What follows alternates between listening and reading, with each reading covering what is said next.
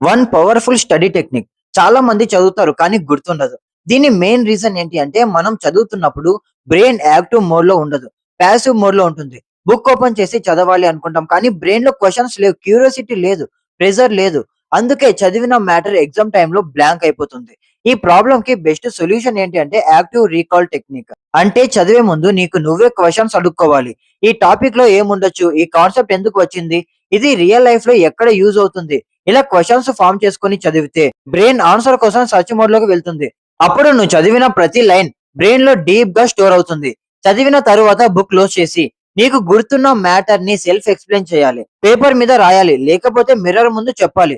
గుర్తు రాని పాయింట్స్ మళ్ళీ చెక్ చేసి కరెక్ట్ చేసుకోవాలి. ఇలా చదివిన 1 hour study normal 4 hours study కన్నా పవర్ఫుల్ గా వర్క్ చేస్తుంది.